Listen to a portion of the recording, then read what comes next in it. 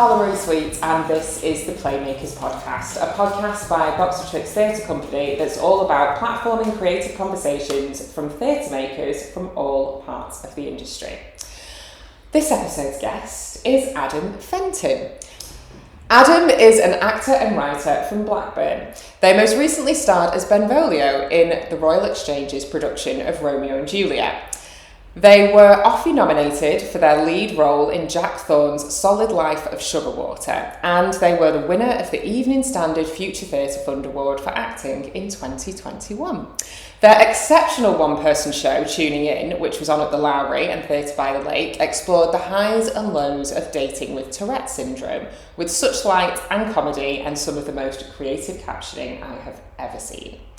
A theatre maker that seems to be working virtually non-stop these days, I'm very pleased to have finally pinned them down for the podcast. Please welcome Adam Fenton.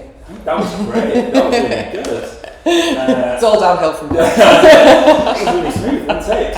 Thank you very much for having me. So we had the brilliant Alice Christina Corrigan on episode 1 of this season's podcast, and she taught us all about the power of audio description. For the visually impaired, but I also think it's really great for those who are listening to this podcast the traditional way rather than necessarily watching it, because it just gives them an idea of what we look like and where we are. So would you like to kick off with a little audio description of yourself? Yeah, sure. Yeah, I'm used to doing this. So my name's Adam. I am a white person. A slim build. I'm around 6 foot. I have brown curly hair in the shape of a sort of mullet, that mixy sort of cut. I'm wearing a white top with a blue shirt over the top of it. I'm with gold jewellery, and my nails are painted red. And I'm wearing a green skirt, and you can see that under the table, but it's very nice. It's a shame if we can't. Yeah, it's very nice. And I'm wearing white trainers, and when I move, for people who won't be able to see, when I talk, I move my hands a lot, and I move around a lot, and I have tics, which means that my face and body contort sometimes. So if you hear any noises or sounds, that's probably what is happening. And yeah, that's it. That's me. Amazing, beautiful. I am an African American and white British mixed race woman with dark hair just past my shoulders. I'm wearing these really funky earrings that I bought at the Melanin Market yesterday. Very cute. That are like carved out of wood. Yeah, and they're kind of like a turquoisey colour. And I'm wearing a white t-shirt with a picture of Zadie Smith on it. She's wearing a lovely blue coat, and she's on a red background, and she's got a headscarf. And I'm wearing this kind of funky multicoloured cardigan. I'm wearing black and grey, kind of you can only see the stripes if you're up really close, but they are striped. And Doc Martens, black Doc Martens. And we are sat in one of the amazing rooms in the Box of Tricks headquarters. And it's a very, very, very cold day in December, but we're hoping that a lovely warm chat and a nice cup of tea will get us through. So I'm going to kick off by asking you, Adam, the question that I ask pretty much every single person that has ever been on this podcast since the beginning of time. Why theatre? Of all of the mediums that you could work in, why did you choose theatre? Well, I'm often asked this sort of question, and I think a lot of the times I feel like it's a lack of imagination. And what I mean by that is I've always kind of wanted to work in the arts and work in theatre and be an actor, writer, creator, storyteller, whatever wanky words we want to use to describe ourselves. Since I was a kid, and I never really had any deviation from that, which some people think is quite, inspirational, I guess, but it's just, I just never really want to do anything else. But I think why I keep coming back to theatre, or why theatre is like something that is important to me, is that I feel like offers a kind of freedom of expression that you don't really find in other art forms. And I love the liveness of it and its ability to be kind of moldable and movable. Like I've kind of explored other mediums and they have their kind of exciting qualities and aspects that I really have enjoyed like stretching out to. But I guess theatre is where I discovered like my love of art and performance, and it's always held a special place in my heart. Not to sound too soppy. Yeah, I guess that's kind of it. So you talk about how, you know, it kind of started from when you were really tiny. Do you remember kind of like a singular clarifying moment? You know, maybe it was a piece of theatre that you saw or something that you maybe even saw on television that made you go, that's it, that's my thing. Sure. Yeah, I mean, it's weird. I feel like I don't really know where it started, or the want to do it. I remember my mum, she did that mum thing, you know, when you take your kids to like all the clubs to see what they're interested in. Like, I went to judo for a bit, so I could have been an Olympic judo person as well. Couldn't we all? Yeah. You know, I couldn't afford the dressing gowns. That was the only problem. Well, otherwise, things would have been very different. Yeah, exactly. A different path. But that didn't work out, blah, blah. And then I went to a drama club, which was great. I did this play called, which I don't know if it even exists, but it was called Luca Brazzi Sleeps with the Fishes. I've heard of that. Have you? I've definitely heard of that. You're like the first person I've ever talked to who's like actually heard it. Yeah, I've never read it. I don't know anything more about it, but I was like, as soon as you said it, it rang an immediate bell because it's such an unusual name. But like, so the thing, it was pretty much, I mean, I don't know if this was the original thing or whatever, but it was like an absolute Godfather rip-off. Down to like horse's head in the bed and the whole shebang. Yeah. Sorry, spoilers for Godfather. I've not seen it. But that's what, and I was like, I must have been like 8 or something doing this play. Yeah, it's mad. Like, why would we do, like, Bugsy Malone is a very child appropriate. That's what I was doing when I was 8, Right, yeah. No, I wasn't. We were, there was a lot of silly string involved. It was very, very fun. I had like a wooden Tommy gun. Yeah. Like, which is like... I remember there being Tommy guns. I think ours might have been made out of like, you know, the cardboard toilet roll holders. Prestwich Amateur Dramatics this was. Yeah. And yeah, I remember playing one of Fat Sam's boys and it just being the most fun ever. That sounds really But it wasn't the sort of things that I thought this could give me nightmares, whereas a horse's head in a bed. quite scarring. But I suppose like I didn't really know any better as a kid, so I was like, yeah, this is fun. But I remember going on stage and having a little thing, and I had a scene thing where I had to, this is really violent. I had to gun down somebody. I was like a child. We did the show, we put it on, I came out, the first scene, and I had the thing, I was pointing at the other child, and I was like, yeah, and then they played the sound effect, but it was the wrong sound effect. It was like it was like a really romantic song played instead of the like, or whatever gun sound effect. That was really good. Oh, this is very Quentin Tarantino. Well, yeah, exactly. Well, it would have been if it wasn't. I feel like your drama club leader was a visionary. Yes, well. But I also feel like this would not happen nowadays. Like Facebook mums would be up in arms. It was the 2000s. It was different. But I did the thing, and then the song played, and no one really knew what to do. So I had this moment where I was kind of froze or whatever, and I made a decision, and I looked at the gun, and I was like, whoa, what's wrong with this thing? And I shook it and everything. Everyone laughed. And I thought, oh, that felt really good. Yeah. And that was kind of it. And I've kind of just been chasing that ever since, I suppose. But that's kind of where it started, I guess. Yeah. And then I got into it, and then I went to drama at school and all that shebang. And then, you know, I didn't see many shows growing up because we didn't have a lot of money. And growing up in Blackburn, there wasn't much theatre around. So I just kind of watched a lot of like Morecambe and Wise videos. That was the stuff. growing up, I feel like I've seen just about every episode of Morecambe and Wise. And and Ronnie's and Only Fools and Yes. I grew up on that stuff. Yeah, which is really weird, but it also feels like it was a couple of generations before me. Yeah. But like, that stuff was like what I had, and that was like, I didn't have many friends at school or whatever, so like I just watch all that and like live vicariously through these old comedians from the 80s. But I guess that's where it started, I suppose.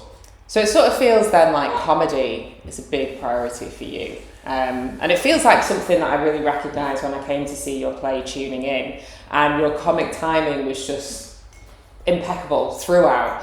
And it was so nice to kind of see a play about, you know, what can often be quite a harrowing experience, dating, and so much kind of levity brought to it, whilst also sort of exploring the challenges. Do you want to talk a little bit about the genesis of that project? Yeah, so that was, it feels like it's been a project that's kind of grown with me throughout the years, because I conceptualised it at drama school. So when I was like, yes. And you went to Our North, didn't you? I did. Yeah. I did go to Our in Wigan. And how was that? You know. You know. Well, I think drama school's always been tricky, especially like, for me, my kind of journey was that of sort of repression. That's like how I kind of think of my drama school journey. Like self-repression, a lot of it, but like also environmental, I suppose. Yeah, and we can say this now because Our North is no more. Sure, R.I.P. But I guess, I'm sure it's a story that's, you know, as old as time throughout drama schools all around the country. Because I was never really taught that I could be a disabled person and be an actor as well. You know, that wasn't really something that I was conditioned to believe was possible. You know, and especially like seeing a lot of actors, you know, in media and stuff portraying disability, and you think, oh well, they can do it, but I can't be myself. It's very strange. Non-disabled actors playing disabled roles, and it does feel chronically unfair, doesn't it? Cause and it's something that kind of hopefully we're moving away from now. But like at the time, I felt like it was something that I couldn't really be. You know, so I spent my whole drama school life kind of repressing that part of me. But that feeling didn't stop you going to drama school in the first place, did it? No. I think, I didn't really know what drama school was until I was like 17. And my friend was like, what drama schools are you planning to do? And I was like, I don't know. Like, what's drama school? Because it seemed so obvious to them that you would be applying to drama school because you already had the bug. I guess. But like, it just never was. I didn't know about National Youth Theatre or any of that. Like, I didn't. Yeah, we talk about cultural capital, right? It's like, you know, zilch. But so I just kind of applied for some, and then went to uni for a year, and didn't. For some reason, I had this kind of like, you know, these moments where it feels like the spirit takes over, and you're like, no, I shouldn't be here, and I just left. Like, which feels like, looking back now, a really pivotal moment. But at the time, it was, I didn't know what I was doing really. Maybe at the time it felt like, I don't know, I've definitely had those moments where I've been like, proper job, normal life, like do that thing that you should do, that everybody else does, and then leaving that can feel like a failing at the time, or a failure at the time, and then you look back and you go, oh no, that was a choice, and that was a really important choice, and I wouldn't be who I am now or have what I have now if I didn't make that choice that everybody judged me for at the time and made me feel like a failure for, but actually that was the right choice for me. Yeah, and it's all part of a rich tapestry, right? That informs who you are and makes you a better artist, I think. So you left? Yeah, I left, and then I applied to drama schools, and I remember having a discussion like in my audition, and they brought up my Tourette's and stuff, and I was like... They brought it up? Yeah, it was on the form, it was a medical form. Right. And I was like, it won't be an issue though, it won't be a problem, blah, blah, apologising for it. Yeah, how you treat yourself and kind of, apologise for who you are. Yeah. Which, looking back, I'm obviously like, oh gosh, that's horrendous. But at the time, that's how I felt. And they're like, no, it's fine, it won't be a problem, blah, blah. We just wanted to check that, you're okay. I'm like, fine. Yeah. So then that was it for 2 years. And then my third year, I kind of thought, I was talking to an amazing director called Chris Hill. And he said, you've got this block, I wonder what it is. And I said, it might be this, the fact that I'm disabled. Or not the fact that you're disabled, but the fact that you are terrified of you know, living authentically and expressing through your disability rather than denying it. It's a disabling environment. Yes, right? exactly. And I've, you know, and I had a part to play in that and impressing myself, I suppose, but, you know. But you wouldn't have done it if it hadn't have been for the environment. If it was an environment that had made you feel safe from the beginning, then maybe you wouldn't have had to do that. Yeah, and it took a lot of unlearning to kind of like get to the point where I felt like, I'm confident in myself enough to kind of show this part of myself. Yeah. And it wasn't without its, you know, trials and tribulations. But I was really encouraged to do that. So I did. And by Chris Hill? Yeah, and, you know, there's these pivotal people, I think, in your life, these kind of pillars of your artistic identity, and Chris is definitely one of them, and Nikki Miles-Walden's another one that's really like, but we'll get to her in a minute.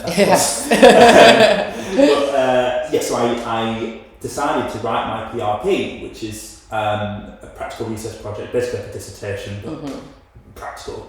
And I decided I wanted to write about it, which I guess was my introduction to writing as well.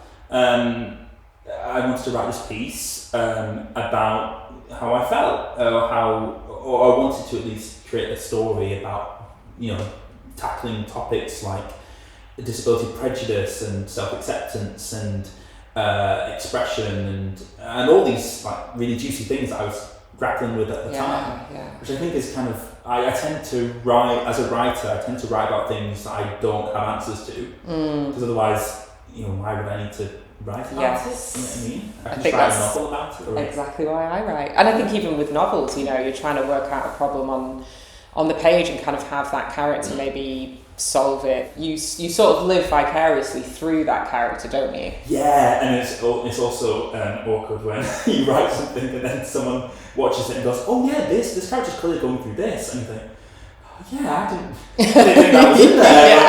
I have to be around with it. So I wrote that. I took it back to the art centre for a scratch night, and that was really. So when was that you took it to CAC? That was 2019. Okay, so this really has been a slow burn. It has. Well, around 2020 is when I took it to Suzanne Bell at the Royal Exchange, who was great and read it and gave me lots of feedback. And then she said, you should take. I want to pass it on to a friend of mine, Nikki, who works at Grey Eye, which did at the time.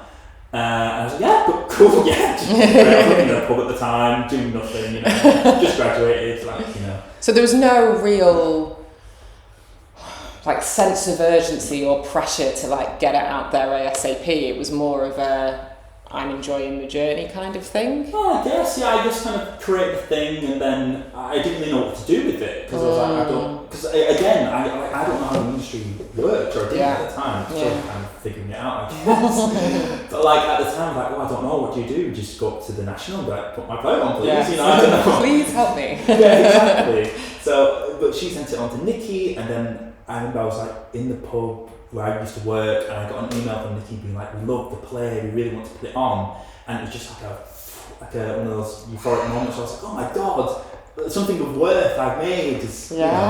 Somebody's co-signed it, somebody who matters. Yeah, and that was really, it meant a lot that Nikki and Josh Elliott, who was dramaturg on the project, really believed in it. And I was like, yeah, great. And we met up in March of 2020. Oh, and then God. we all know what happened next. Oh no. Yeah, and so they kind of put the project on ice a bit, as in shelved, not as in like dancing on ice. Which would be really cool. That would be really let's do it. That could be the next incarnation. Oh God, I have to learn to ice skate. Oh God. Tuning in on ice. In space. Why not? Yeah, why not? But then that kind of got moved around, and we developed it in different places, and went to the National Theatre Studio to do some work with it. Wow. Yeah, it was really nice to feel like people believed in it, you know. And I did with different versions for Theatre by the Lake and stuff, and I met people through doing that I'm now working with on other projects, so it's been really... Oh, that's so cool. Yeah, and like every time I come back to it, I feel like I've grown as an artist, so each new draft feels more nuanced, and like it's speaking to something that I'm discovering after going on this like disability journey, and this artist journey as well, being a disabled artist, which I very much identify with. as like a thing within itself, you know. And so then the dating experiences that are explored within the play, was that from your own imagination or your own experience, or did you speak to other disabled people who had certain experiences? What was the process behind kind of creating the journey of the character? Yeah, it was a strange one, I suppose, because it's not autobiographical, but it kind of, a lot of it was how I felt, or what my imaginings on how these things would go. Like, I think a lot of the time, like as someone who works in the arts or an actor or whatever, you feel like you're kind of, every time you go to an audition, you feel like you're kind of going on a date. Absolutely, you know? Yes. I have to present my best version of myself, and this and that, and like not give too much away. And especially like if you're a disabled person, it's like, how do I know that I'm going to be like accepted in this room? Yeah. And like there's going to be space held for me. It's not always the case, right? And even just the practicalities of the room. Like whenever I go to an in-person audition, I'm like, please let there not be a load of stairs before I have to get into that audition room, because if there's a lot of stairs, I'm going to, or worse, if there's stairs downwards to get into, because I struggle on stairs. Sure, yeah. So I'm like, everywhere else I'm fine. Like, you know, I'm very like capable and athletic, and I do martial arts and pole and yoga and all of these things, but stairs are my nemesis. Sure. So if it's not an accessible building, that's always like, you know, you end up doing your research and you know, I've got a friend who's got Crohn's, and whenever she goes to an audition, she has to think about like, where's the nearest bathroom? Like all of these little things that, you know, a lot of people would just take for granted. Yeah. Sure. Yeah, and that tends to be the case, right? That the people that are forming these spaces don't really think about that sort of thing, but you have to, you know, practically. And that was kind of like a lot of the Reagan's, whose character, a lot of the anxieties that they have is around what they think is going to happen, or what they assume is going to happen, or trying to remove roadblocks before they've even availed themselves, or trying to adhere to what is normal, quote unquote, you know, or what is expected. Yeah. And I think that's a lot of like this recent version, particularly, like a lot of the thought around it has been to really explore a kind of neurodivergent mind and how it works and how it kind of preempts and how it, you know, can spiral or like, and a lot of the piece and we've done some really like kind of interesting and in-depth work and like trying writing it, which I know means I'm doing the right thing, right? Definitely, it's about like the societal pressure that you know, and I guess mirroring what my experience at drama school was like.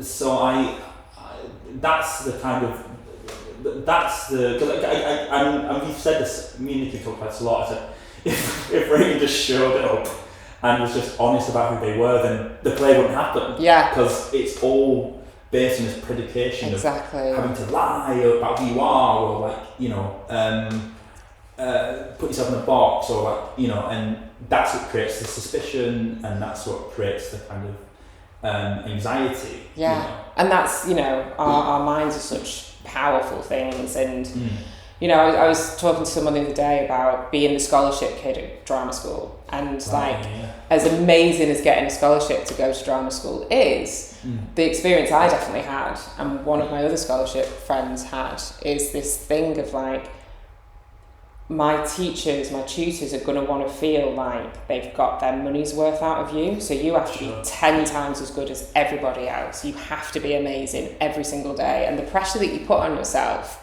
with that in the back of your head is so massive, but possibly entirely unnecessary. When you're in it, you know, when you're inside the jar, it's really hard to read what the label says. Do you know what I mean? Outside of it now, years later, I'm like, oh, they probably really didn't care. Like, sure. Do you know what I mean? Yeah. And sometimes I think you don't even realise until afterwards. You look back and think, oh, like I remember going to, I think I had a similar experience because I'm from a benefits class background. So I remember going to drama school and like being amazed that these people could like afford all this stuff and be like, oh my gosh, like, but it makes you feel like a bit of well, I don't know, like you say, like your Charlie chocolates out there being Yeah. like, oh, thank you very much. Sure. Yeah. And I'm like the fucking northern. Absolutely.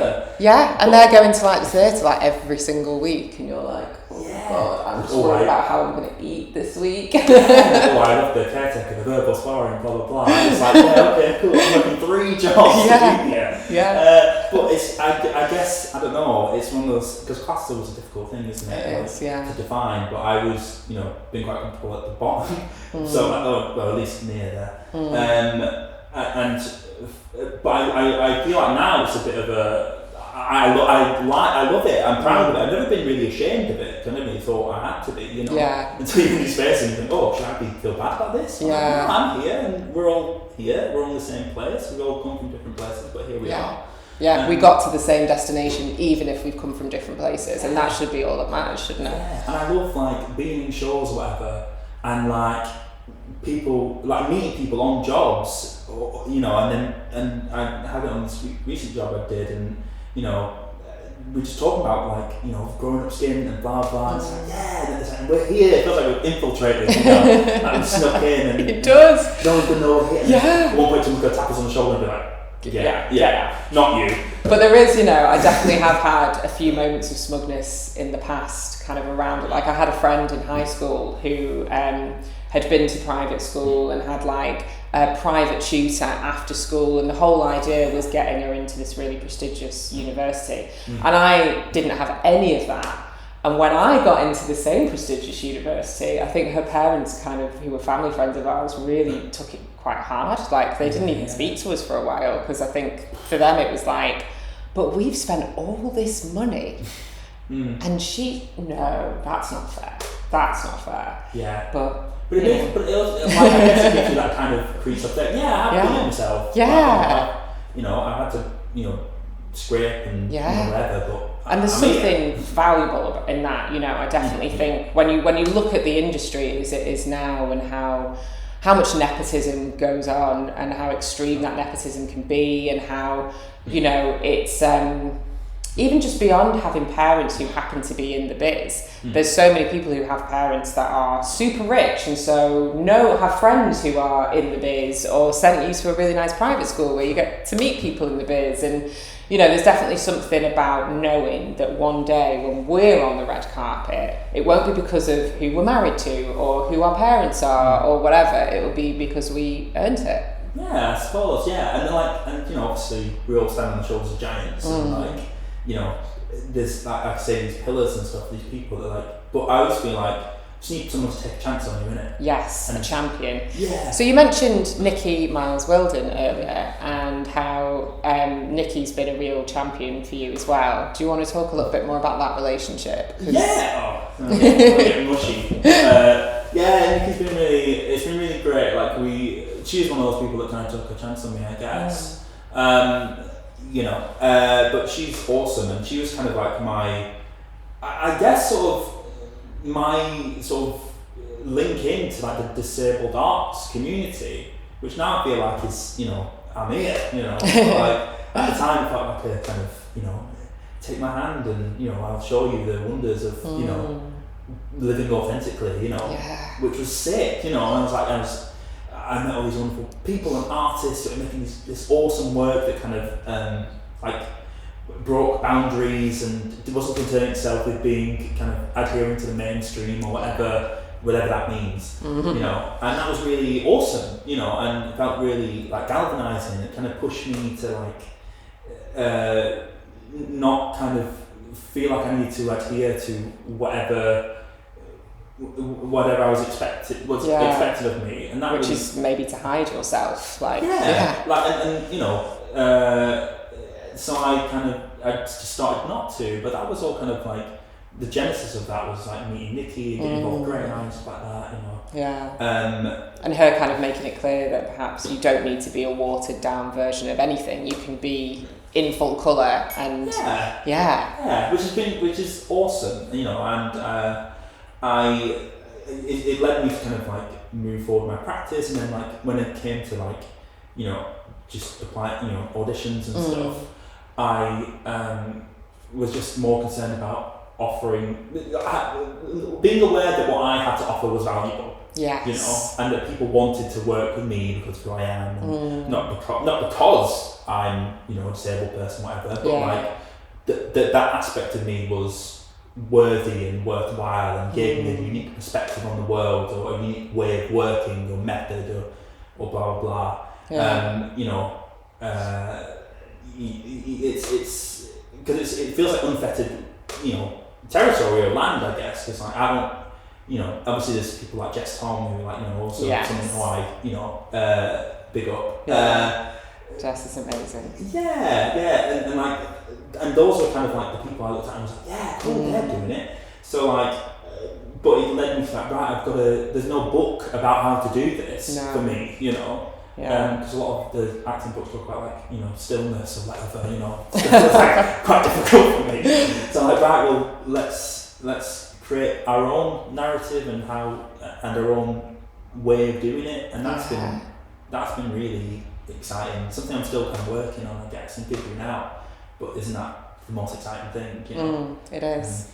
So what would you say your big priorities are when you're approaching making new work, or when you're potentially considering the idea of being involved in a show in some way, shape or form? What do you look for? Access is a big one, and whether that's if I'm creating something, how we go about integrating access in the process, or in the work itself, which I think is like a thing that we often forget. That access isn't just for audiences; it's for workers, you know, people who work as well, as in like in the project. And if it's a project I'm kind of coming aboard for, or a show, then I look for that as well.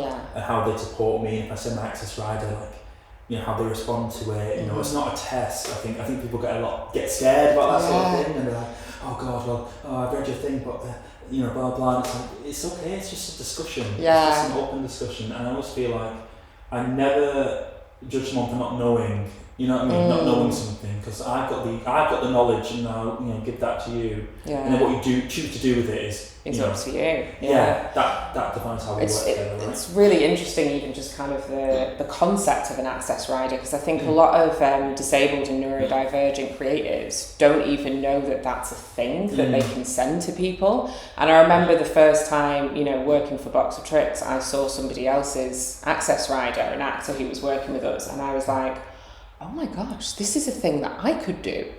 Like, you know, now that I'm diagnosed with ADHD, and I understand a bit more about it, and I understand about what I need, or what I would like to have to be at my very best, this is something that I could do. And so it was quite kind of inspiring to sort of see that, you know. Yeah, it's awesome. Like, I think it's one of those tools that puts the power back in your hands, right? It's not about asking for something from someone. It's telling someone that this is how I work, and this, and then it becomes a discussion, negotiation of how we accommodate those things, right? But it feels very much like I love my access rider. I love having an access rider. I feel like it gives me it is empowering. It does feel like it's a ever evolving thing, where because it makes me investigate my own practice, I suppose, and what I need and what's useful. And every time I do a job, I come back to it and think, that worked for me, that was good, I wish I would have had that, and blah blah, and I work on it. And that's a really good, and access is for everyone, right? It is. Like, everyone has some form of access needs. Totally. Right? I mean, and I think everybody has a process, you know, even if you are the most neurotypical, most able-bodied person on the face of the planet, you're gonna have a process. And actually, what often happens is that whenever you're working on a project, sometimes you don't discover what other people's processes are until quite late on. You know, even directors might not discover what individuals', you know, processes are until quite late on. And so maybe it is about everybody just, you know, discussing what their processes are and what their access requirements might need right from the beginning, and that just being a given. I love rooms where you feel like it's an open space of learning, because I feel like, and as the director I worked with said this a while ago, saying I don't like the term safe space, because it presumes a constant level of safety, and that if anyone has a problem or an issue, that it disrupts the safe space and we're no longer safe, but a space of like listening and learning and like openness is best, I think. That's really beautiful. And the director I work with is kind of it's the thought of if you talk to me, let's open a dialogue, and we don't have to be scared or cagey, I might get things wrong, and that's okay, like we're all human, so that's something that I really value, and I guess that openness. And then in terms of projects, I guess something that I love working on things that say something about the world, and that matter, feel like they're and then something I can do something interesting with, I guess, or say something different, or like we were saying before, like something that I don't know if there's a clean cut answer to. And that's always really exciting, isn't it? It's like, I don't know, and I feel like these things are like, when we write these things or like create this work, it's always like an offer to an audience or whatever. And a kind of I always feel like the gesture of my work is it's like hands. And we talk about it being different every night for performers, but it's also different every night for audiences as well. And you can see the same show. What's interesting about theatre is that obviously it's an ever-evolving thing for those who are on stage and for the crew and etc. So it may truly be different every night. You can see something at the beginning of a run and have a very different experience to how it is at the end of a run. But even with other art forms, with books and with TV, like I've been having this experience recently where I'll pick up a book that I read years ago and have a totally different opinion on it and get completely different things from it from what I did last time. And the reason why I know is because I highlight and underline things that jump out at me. So I've been rereading this book called The Actor and the Target by Declan Donnellan that I read a few years ago when it first came out. And all the things that I went through and marked with a highlighter last time are not the things that I'm underlining this time.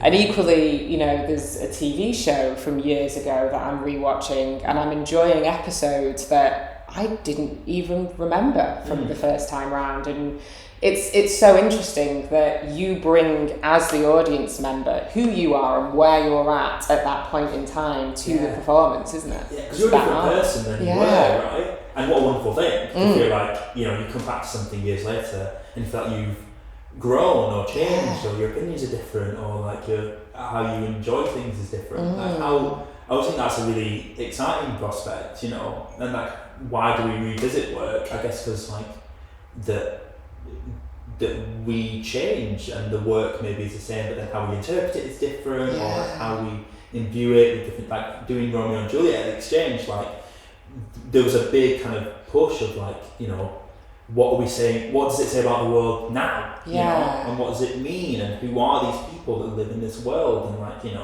how does a non-binary disabled Benvolio exist in a modern context? Which I guess is not a thing that is usual. But like it's but it kind of is usual in a modern context, because we all know disabled people and non-binary people and many people who are both of those things, and why shouldn't they exist in that space when the story is just two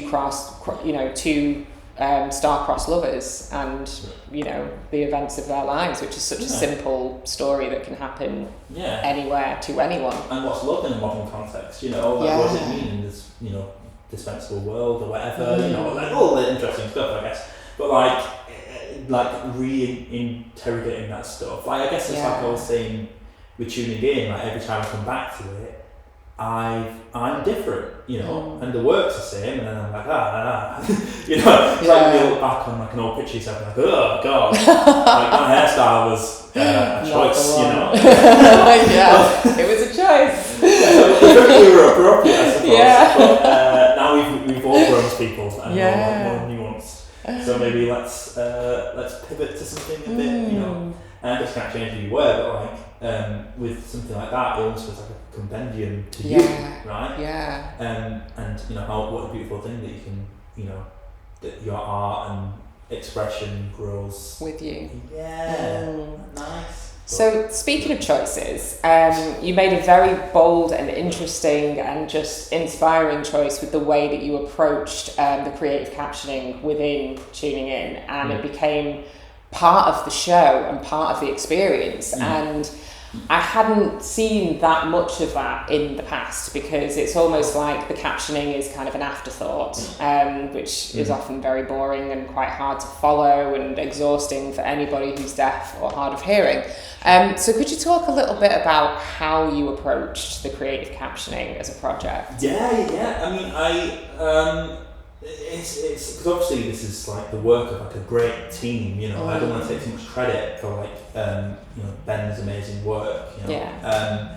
But I think the kind of the impetus behind it, or like the drive behind it, was for access to be embedded within the work, because it's a very much disability of art, you know. It has, I feel like it kind of, because of what the show's about, it kind of has to be. I'm a big fan of the idea of identity-led work, which it kind of is like, if we're telling a story about disability, then what is the form of disability, or what is that kind of, and me and Josh talked a lot about like Tourette's and what's the form of Tourette's, and I was, you know, trying to have him to, you know, dig deep and explain it to him, you know, in a way that, you know, made sense. And I always kind of said it's kind of like a thing that, you know, is small and it bursts out and it shrinks again, and it goes like, you know, it's stinging, it bursts and again. And you can see that within the captioning, you know. Yeah. So that was the words move. Yes, so that was like kind of the idea of the form of the play and how it kind of manifested in terms of like the writing and blah blah. But then working with Tracy and the lighting and Ben and captions, and it really started to become embedded within every aspect of the piece, which I think is really important. Really important. Because then it becomes, it's interwoven in everything. And I think the idea of the play being accessible is part of form. It's part of the artistic merit of the piece. It's not just like, of this piece. Oh, and also how, you know, shiny and accessible it is. Yeah. Which is cool, obviously, you know, and great that people do that, but like, it felt like, well, it has to be. This is a person on stage who wants to be understood, or wants to explain what happened or who they are, or like, but can't quite find the way to do it. So he's trying, and like the idea of like captions being there and audio description, he's like, I just want everyone here to be able to understand me, you know, and to get my story across. Yeah, and so, whether you are a person who is, whether you're a person who's hard of hearing, or a person who's deaf, or a person who's maybe neurodiverse and so enjoys captioning as an extra way to kind of anchor them into the story, the more creative captioning, the more it can be used as sort of an additional window into the mind and the heart and the soul of that character. And why not have that if you can? Yeah, and the way I wrote the piece was to kind of, that there's certain takes that were kind of planned, I suppose, or like, you know, story adjacent or whatever, or important because they interrupted thoughts or whatever. And they were done with these slashes. I thought these slashes they're very important. But Ben took that and said, yeah, what if it like glitched and the screen, like the captions glitched when the ticks were happening? Because I kind of always explain it as like a malfunctioning brain or whatever, you know, which is something I can say, I suppose, but like, you know, or like a glitch, or a, you know, a reshuffle of thought, you know.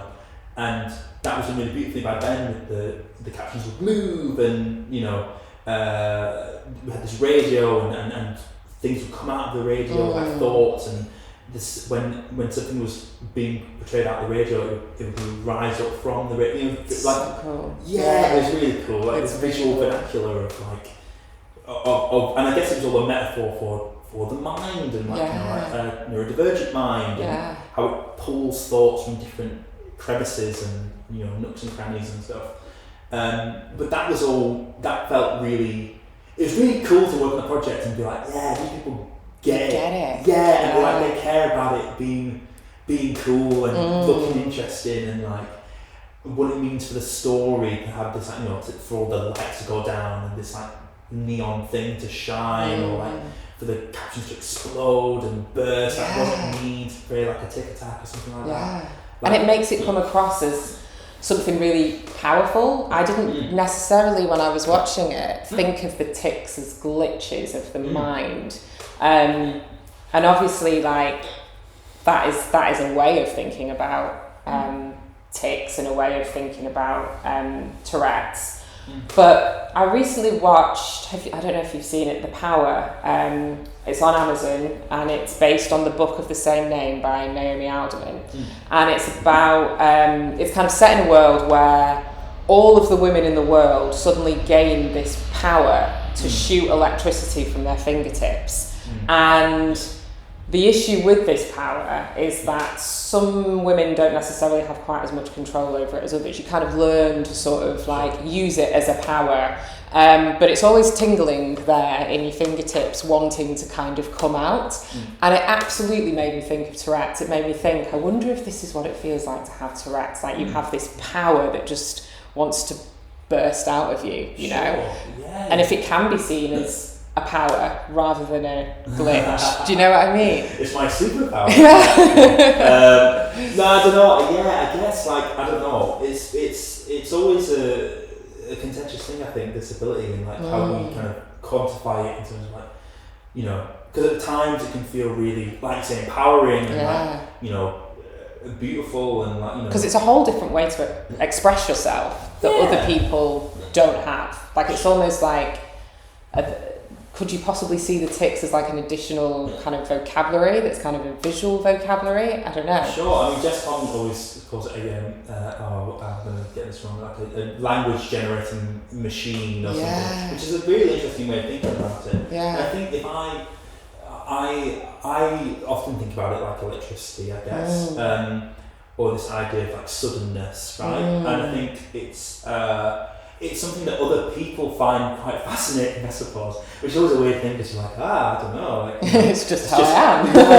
Yeah. And obviously, Jess calls herself Tourette's hero, but there must be those times where you're like, maybe I don't want to be a hero, maybe I just want to be. Sure, and I think that was part of what I wanted to portray in Tuning In, is that this person is not a hero or an angel or a villain, really, but like the idea, the expectation of that, and playing with this idea of disability stereotype, the disabled villain, the Captain Hook, whatever, or like the disabled angel, and how quickly people's minds can switch between two ideas of what disability is, and neither of them are good. I mean, I remember being in drama school, and it was like the first week, and I was getting the lift down, and it was just a floor. And two of the girls in my class walked past, and one of them went, "You're getting the lift down? God, you're so lazy." And I was like, I've got degenerative tendinosis in both my knees, so some days I struggle on stairs. And then her friend went, "Oh, you're so brave." And I was like, I am neither of those things. I'm just a person taking a lift. That's it. You can't win. It's like, you're vilified and glorified, And I think that's, it's hard because a lot of this thing is subtle. It's very subtle, and I think people think they're helping sometimes. By I've had my tics, called, people say, it's beautiful, and that's really nice, obviously, but it's but there is a sort of objectification about that, or you know what I mean, which is something I have to grapple with, I suppose. But I know it comes from a good place, But I think the rhetoric and the kind of assumption around disability is a lot of what socially hems us in, because there's always that fear of I don't want to, say the wrong thing or whatever, or blah blah. But then, but that's really tricky, I guess. And it does leave people thinking, well, what do I do? How do I speak about this to people who are disabled? What's the language? How can I access that language? Disabled people always and you have to kind of be, it's hard to be, I feel like you have to be an educator in every scenario. Definitely. And feel like you have to, blah blah, especially because I've been on jobs where I've been the only, openly disabled person in the room, and that's felt like okay, and you've got to explain everything or blah blah. Yeah, And that's I've had that same experience with race where I'm literally the only person of colour in the room, and then it's like, oh, I have to represent not just my community, and I definitely can't speak on behalf of my entire community because it is so varied. Yeah. But you're expecting me to speak on behalf of every other global majority community as well. No. The topic comes up, everyone just looks up. Yeah, exactly. I will speak. But like, you kind of do feel like, you know, I was kind of flying my flag for whatever, you know what I mean, and being like, important issues, but that is quite taxing a lot of the time. Definitely. But then I create art about it and talk about it all the time, so it's like, well, maybe I'm inviting it. But, so maybe the key for people who are wondering, you know, what's the right language and how do I engage in those communities, the answer is to just expose yourself to more of our work. Sure, and you know, Google's free. Google's free. Like all that kind of stuff, which I know is free. It's a bit like a You can go to the library. Well, but like, you know, it's one of those like, but like, it's, you know, education and looking things up and like. Yeah, but also just understanding that like the art of disabled people, the art of global majority people, the amount of queer people, you know, the art of queer people. We're not just doing this for our communities. We're doing this so that, you know, you can see what we're about as well. Yeah, and that's, and you know, it's because I really didn't want my art. I wouldn't want my art to be educational. You know, and a lot of people do that work, and it's really vital work, and like, you know, what hey, you know.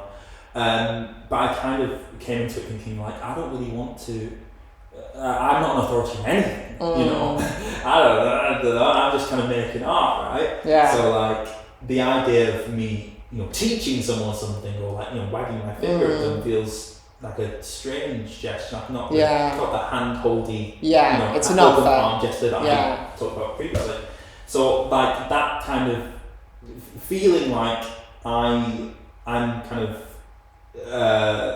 just opening conversations, I suppose, rather than being an authority. Like I don't want to do that. I don't think that's a gesture of an not something that I want to engage in. And it is a conversation, it's a collaboration, you know, as we were talking about before, with the audience kind of bringing something to them of themselves to a performance or to a piece of art, and you know, as artists who are creating that art, that's a collaboration, because you know we're having a conversation ostensibly. It just happens to be you're in the audience and I'm on stage. Yeah, right. I was writing this thing. I wrote an application recently, and I was talking all about this, so it's just fresh in my mind. But like the idea that like we don't like, you know, we get a lot of catharsis as artists, like, you know, telling our story and like being like, oh, you know. Like, you know, living our life like an open wound, being like, this is my trauma. The psyche loves to be witnessed. Yeah, like, exactly, yes. And it's like, witness me, see me, love me, you know. And then we don't even think about how that catharsis is shared, or if it's evenly shared, you know. And like, I just want to kind of, I almost want to just sit down with people and be like, does that make sense? You know? And they would go, well, yeah, I guess. And so, okay, cool, you know. Like, and if it doesn't make sense to you now, maybe it will one day. Yeah, I'm not. I guess I don't want. Because I used to really seek that validation, I suppose.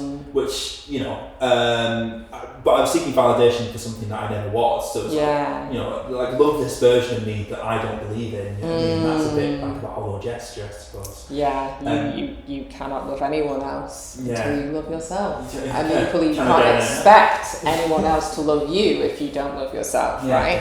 Yeah. It's getting therapy now. But it's kind of true, right? Yeah. But now, like, as I've grown as a person, I'm still, obviously we're all still figuring it out, you know, there's no instruction manual for any of this. No.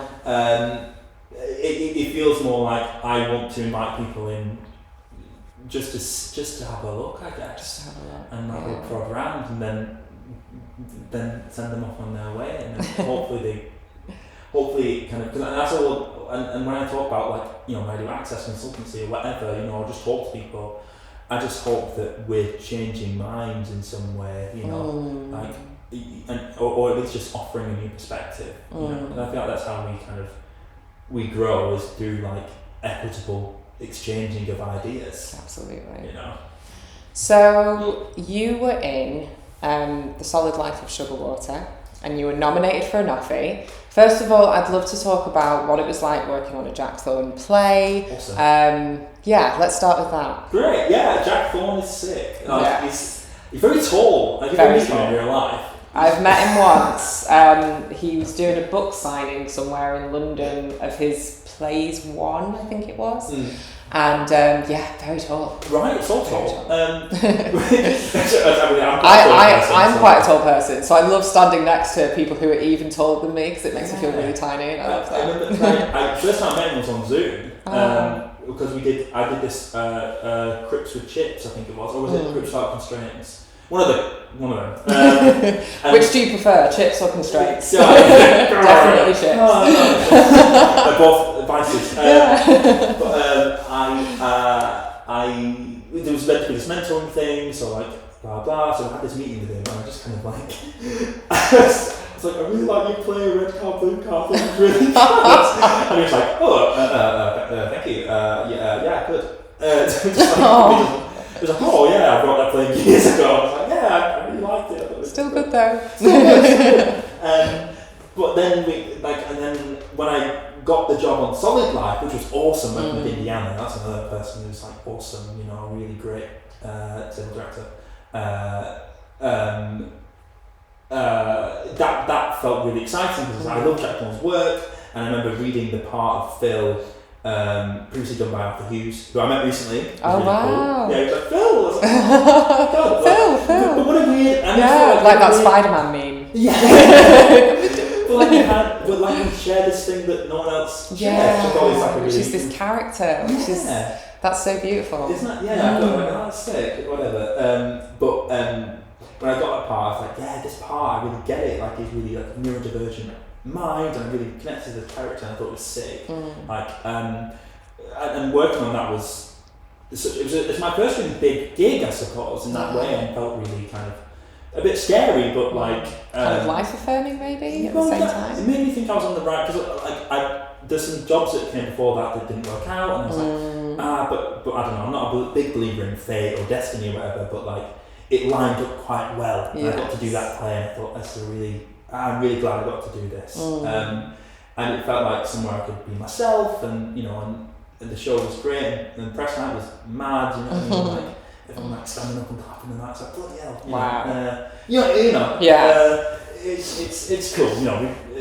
We don't do it for that, I suppose, but it's nice. It's nice when it happens. It's really nice. But working with Jack was sick. He came in and looked at some rehearsals and stuff, and I got him to sign my play. I was such a fan. But it was really nice because and to work with like a disabled writer like Jack, and disabled piece, and that we had creative captions for that as well, and we cared a lot about access and stuff. And Indiana was really passionate about telling this story and what it meant, and it meant a lot to a lot of people. So it was I hold it like close in my heart. I think it was one of those jobs that I was like, and it really kind of, it was nice. It really kind of, I don't know, put me on the map, quote unquote. But no, it did. Introduced me to the industry. I think that's fair. And people started like, you're doing interesting stuff. Like, I guess I am. And then to get nominated for an Offie, that must have just been. How did that feel? That was dead weird, because Katie was in her dressing room. She's like, I've been nominated for an Offie, and I was like, oh, amazing, well done. Like, so proud. Like, oh, amazing, so cool. And I was like, why have I been nominated? Good. Like, oh god, that would be intense. It'll be fine. But it was good, and you got nominated for the best show as well, and we ended up winning that, which was sick. Incredible. I couldn't be there unfortunately, but like, it kind of gave a bit of credence to it. To be like, it did matter. It was important, and we're telling the story, and disability art has its place on the main stage, and we should see more of it. There should be more. And while I was there, I saw all of us at the National, and it felt really like, we're here, we're doing our thing, and I hope that wave continues, because it's such an exciting time. I think. Is, and I really feel that. But it was really nice to feel like that I was doing the right thing. I guess. That like people. It is nice to be validated, although we kind of strive to gain I guess we kind of strive to get validation internally, you Sure. know, that's the ultimate goal. But it is nice to have that external validation once in a while, isn't it? Well, it's nice to like peers were like kind of, you know, being like, yeah, you know, cool, this is really good. Pat on the back, yeah. Yeah, and it felt like it was really fun to do, like, you know, and it felt like we all worked really hard on it, and it felt like we were like this ragtag group. We were like, yeah, you know, we were doing this show, you know, amazing creatives and stuff, and it felt good to. I'm glad I was a part of it. Yeah, and you know. So another thing that might have put you on the map as an artist is winning the Evening Standard Future Theatre Fund Award. What kind of impact has that had on you since? Because obviously you won it at a bit of a weird time because we were still kind of easing our way out of the pandemic. Yeah, I think we were in like tier 3 or something like that. Remember that? Yeah, that was weird, wasn't it? Yeah, but I remember. Yeah, it was a weird thing because I remember like. Being nominated for it. Gray Eye put me up for it, and like we did the thing. I was like, yeah, well, why not? You know, you know, not expecting anything to come of it, obviously.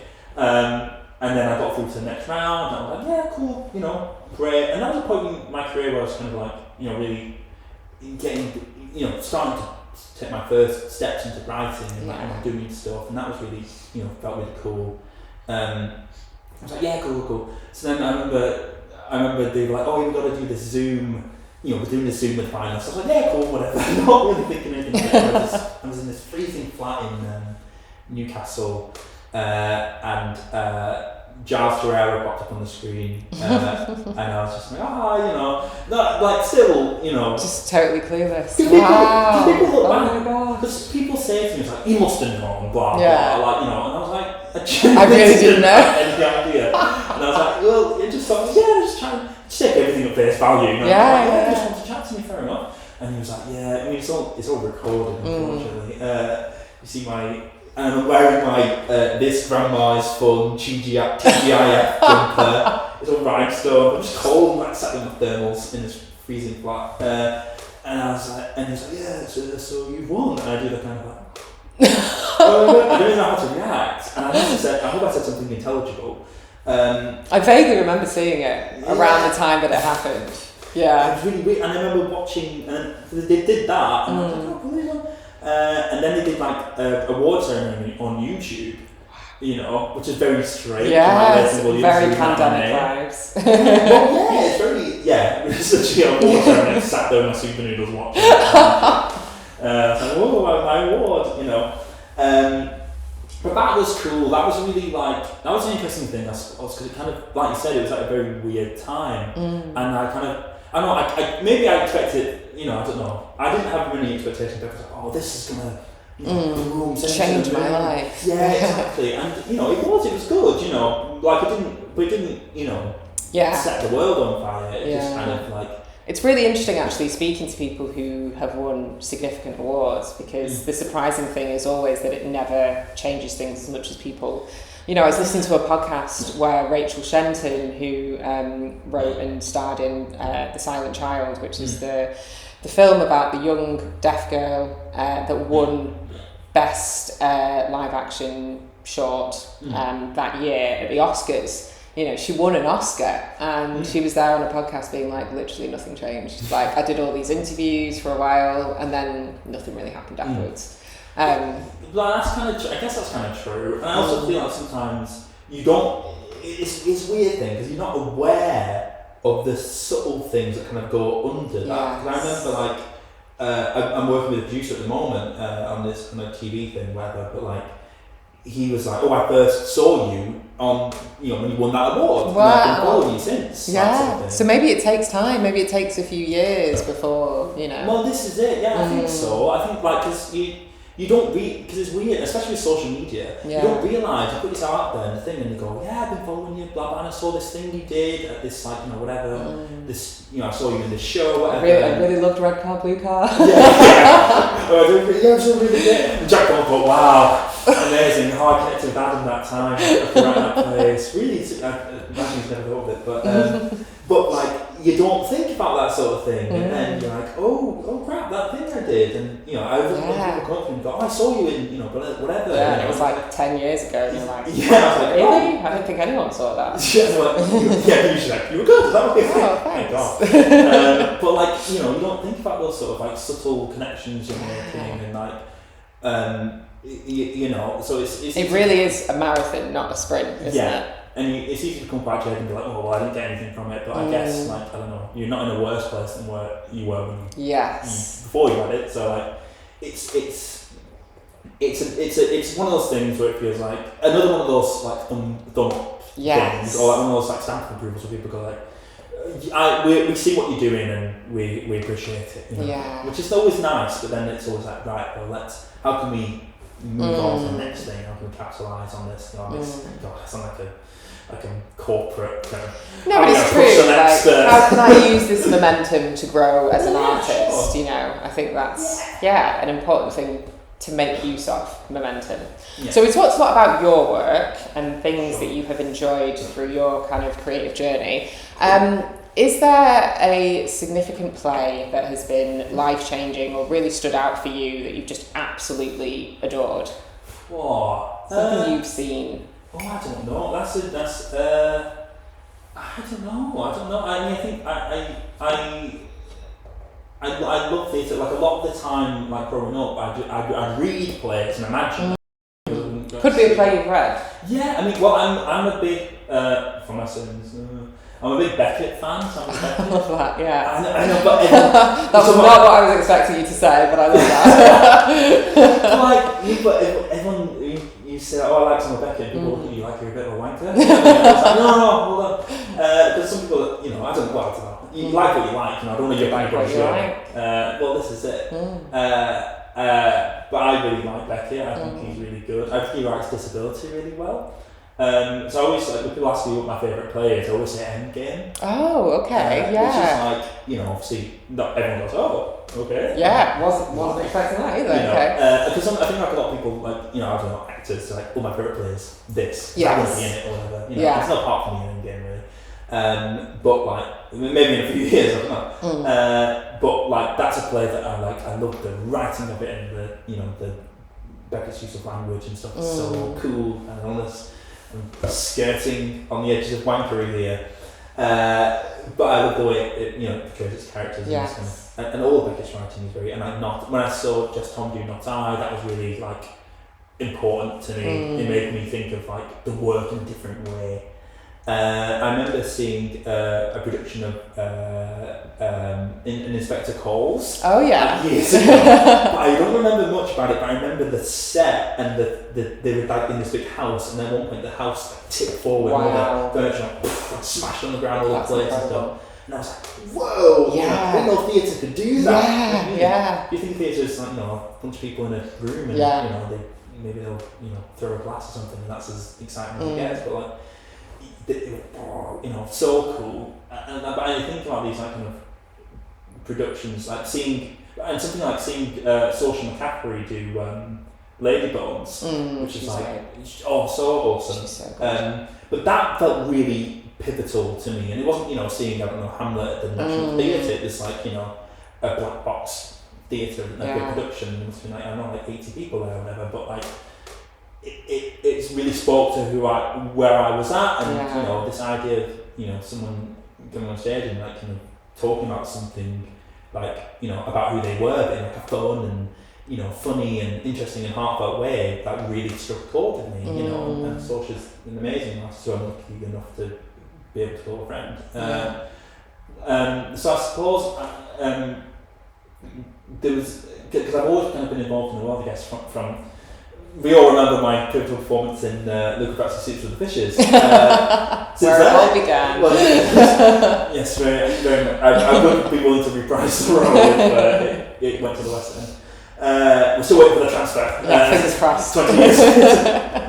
I mean, the pandemic really messed things up. Who knows? Yeah, exactly. That's the story. We're sticking to it. Spanner in the works, yeah. But like I've always kind of been in the world, I guess. So but like those kind of landmark pieces in my mind, like they draw you in further. Yeah, yeah. And I felt like when I was seeing a lot of theatre, I was in theatre. You know what I mean? So it felt, but you top yourself up, don't you? With, like totally. Shows that you see and go like, oh, that was dead good. Yeah. You know what I mean? I seen Mountaintop at the Royal Exchange was awesome. I was like, wow, cool. And as a writer, I think you watch these things, you're like, yeah, and your mind gets going, and you're like, oh, I want to write, And theatre is so hard, being a theatre maker is so hard. And often, it feels very unsustainable. And then you see, you think about leaving theatre entirely, like, I'm done with this, I will not come back to you, you horribly abusive partner, I can't do it anymore. And then you see an amazing play and you fall in love all over again. Literally, like, I'm ready to give up now. This is my last show I watched, and then you see it and you're like, God damn it, maybe I do have another play in me, you know what I mean? Which is, but that's, I guess it goes back to why theatre is that feeling, right? That kind of that you don't, I love TV and like film and stuff, and it's beautiful, and it hits me in places that I didn't know that I can't get to. But like seeing a piece of theatre is so like kind of galvanising music, and I think like visceral. Like you feel like the energy in the room is palpable, and like how an audience receives it, and like. I love theatre where people who like the last performance or whatever it is, so people encouraged to like kind of be more involved, and that's always, and I guess one of the heartbreaking things about theatre is that it happens and it goes, and then that's it. You know what I mean? And it's like, oh, goodbye. Which I always find kind of like melancholy. But sometimes the most beautiful things are the most fleeting things, aren't they? Wow. I should be a writer. So finally, what would be one bit of advice that you would give to people trying to get into theatre? Wow. Gosh. Well, not that I'm any authority or any, don't listen to what I have to say, but that's not the advice. That's good advice. Don't listen to me. What's it down the barrel? I guess, what advice would I give? I guess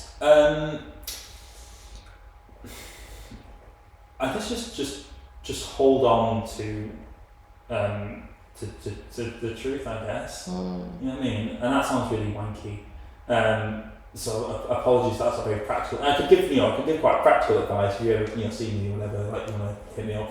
But I guess a lot of it is just like holding on to what's important to you, and like I don't want to be like never give up, blah blah. But I think what kind of stood me through the test of time is like is that I never believed that I never thought that I wouldn't be able to do it. You know what I mean? And that's one of those things that self-belief is amazing. Obviously but again maybe it's just a lack of imagination that I'm like I just assumed it'll all work out. What's the worst that can happen? But like to kind of, but I guess and I think I've kind of learned is that like maybe that the journey isn't always linear, and like you just have to trust whatever's going on, whatever you feel is right in the moment, and just do that, because I mean I guess we're living in a deterministic universe perhaps, and everything that was meant to happen happens in that way, and there's no way of doing it because you're only the person you are in that scenario, so you'd always make the choice that you'd make anyway. So people, if I could go back, I'd do this and that, which is, fair enough, but like, but you wouldn't though, because you wouldn't know, only in hindsight you'd look back and be like, maybe I'd do something differently. Yeah. So just trust what you're doing, I guess. Yeah. And just like, and work with people that you want to work with. Don't, like if you're interested in working with someone, then, try and work with them, get to know them, and obviously give advice like send emails to people, blah blah, go to mixers, hit someone up if you're interested in working with them, but like, and I think another big thing is like connect to a community. I think like don't be afraid to reach out. It doesn't make you cheap for being like I'm a black writer, or I'm a disabled writer, or I'm a queer writer, or artist, whatever. Like don't feel weird about approaching people who are like in a similar boat and be like, hey, what are you doing? How are you doing? Are you okay? Yeah. All that stuff, Yeah. But like look out for each other, and like and connect with people that's important to you. Remember what's important to you. Don't let that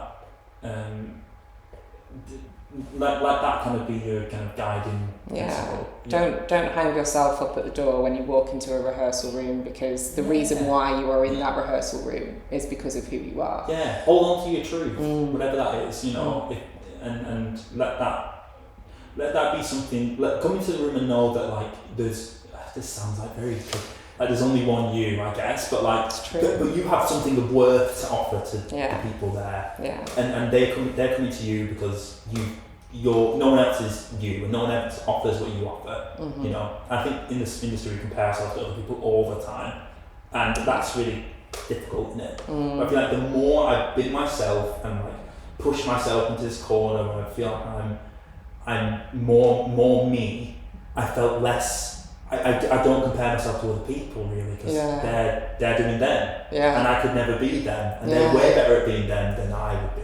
Yes. You know, so I'm just trying to be myself. Hold on to that. And you are the absolute best at being you. I'm trying. Adam Fenton, thank you so much for being on the PlayMakers Podcast. You've been an absolutely amazing guest. Thank you. I really appreciate you taking the time out of your busy schedule. Yeah. Thank you very much for having me. It's been great. You.